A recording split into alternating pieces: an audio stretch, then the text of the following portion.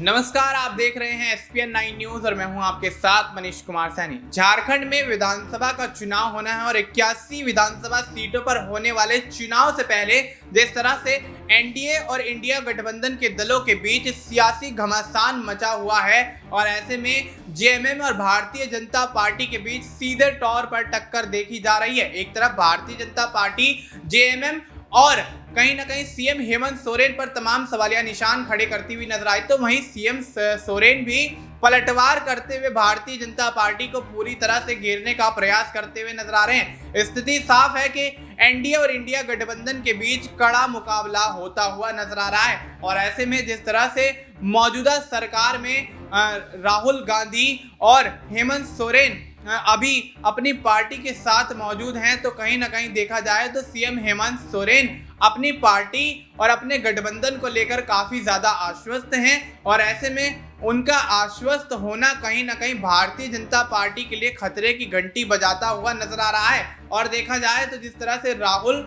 और हेमंत की ये जोड़ी लोकसभा चुनाव के बाद अब विधानसभा चुनाव में भी कहीं ना कहीं ताल ठोकती हुई नजर आ रही है, तो स्थिति साफ है कि भारतीय जनता पार्टी के लिए एक बड़ी चुनौती जेएमएम और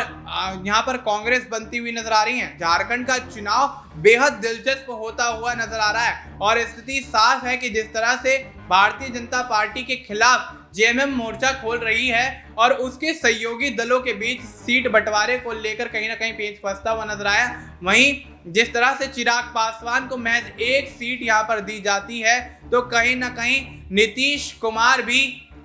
इस बात को लेकर कई बातें बोलते हुए नजर आए और ऐसे में भारतीय जनता पार्टी कहीं ना कहीं अपने सहयोगी दलों के बीच आपसी सहमति को नहीं बना पाई और स्थिति साफ है कि फिलहाल माहौल बेहद शांत दिख रहा है, लेकिन विधानसभा चुनाव के परिणामों के बाद असल चीजें खुलकर सामने आएंगी। देखना दिलचस्प होगा क्या भारतीय जनता पार्टी में जिस तरह से अभी झारखंड के चुनाव को लेकर सीटों के बंटवारे को लेकर सियासी मतभेद दिख रहा है, तो क्या वो सियासी मतभेद झारखंड के विधानसभा चुनाव के परिणामों के बाद निकलकर सामने आएगा, खुलकर सामने आएगा। और अगर ऐसा होता है तो क्या झारखंड के अंदर एनडीए के सहयोगी दलों के अंदर फूट पड़ती हुई नजर आएगी, देखना दिलचस्प होगा। फिलहाल आपको इस मुद्दे पर क्या कुछ लगता है, आप अपनी राय हमें कमेंट करके बता सकते हैं। बाकी देश और दुनिया से जुड़ी तमाम जानकारी के लिए आप देखते रहिए SPN 9 न्यूज।